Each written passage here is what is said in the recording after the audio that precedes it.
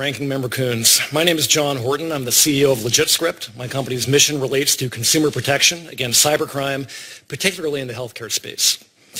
Today, ICANN argues that it is sufficiently accountable and transparent to take over stewardship of the Internet.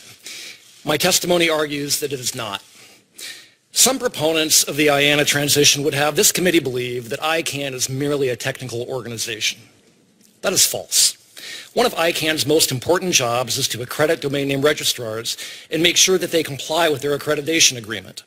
The accreditation agreement says registrars are supposed to investigate and respond appropriately when they get a complaint that a domain name is being used for illegal or abusive purposes like spam, child pornography, or the sale of fake drugs.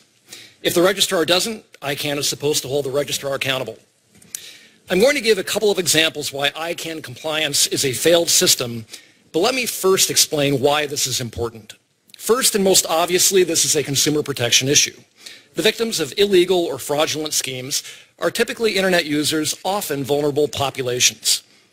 The second reason, however, is that in any sector, the payment processing world, search engine advertising, or registrars, you need some sort of system for voluntarily addressing and preventing abusive activity.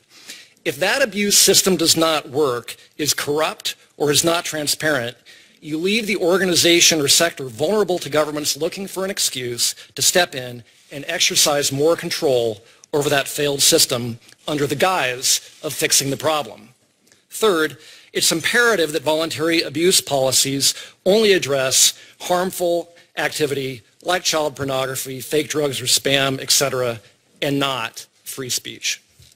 That's why, before ICANN becomes totally independent, it's imperative that it demonstrate a compliance system that is accountable and transparent. Unfortunately, ICANN fails that test.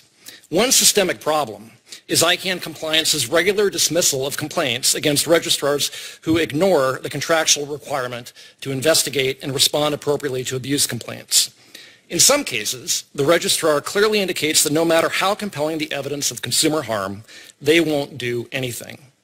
Not only does ICANN close these complaints, but when asked what the registrar did to meet the contractual requirement, despite all evidence indicating that it did nothing, ICANN says that is privileged information between it and the registrar. This is like Kafka in reverse. Registrars are first afforded a secret informal compliance process, after which ICANN's reasons for dismissing the complaint are never disclosed. Because one of ICANN's most important roles is not transparent, nobody, including the multi-stakeholder community, can possibly hold ICANN accountable in the future. A similar problem is ICANN's accreditation of registrars that function as an arm of a criminal enterprise. The problem with this is giving criminals the ability to simply register their own domain names is like giving them a press to print their own money. RX Limited was a criminal network that sold addictive medications to U.S. residents without a prescription for years, causing a number of deaths. This criminal enterprise obtained its own ICANN accreditation, the only purpose of which was to generate rogue Internet pharmacy domain names. The revenue from the registrar's illicit pharmaceutical sales was flipped into the trafficking of methamphetamine from North Korea, smuggling weapons in and to Africa, and diverting U.S. technology, reportedly missile guidance systems, to Iran. Although now deaccredited for unrelated reasons, what's critical to understand is that the individual in question almost certainly could not have funded those activities if his company had not maintained, for years, accreditation as a registrar from ICANN, despite it being obvious to many that the registrar was a shell for criminality. There remain other registrars today whose business model depends in material part on providing a safe haven for online crime. This is a problem for Internet safety and for the future openness and independence of the Internet. Anytime you have a failed system where voluntary compliance does not work and criminality and fraud are winked at, you hand governments the perfect excuse to try and exercise more control. Voluntary, effective, and transparent anti-abuse processes are imperative for any industry to remain independent, enabling them to tell governments, we don't need you to step in and fix our problems. We've got this. That is what we should all want for ICANN or any other organization entrusted with its functions. But ICANN accreditation and compliance systems are a mess. You don't buy your 16-year-old a car if they still back into your garage door every time they try to leave the house.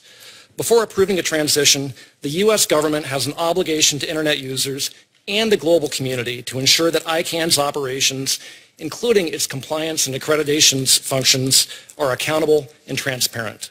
To date, ICANN has failed this test. Thank you. Thank you. Mr. Rosenweig.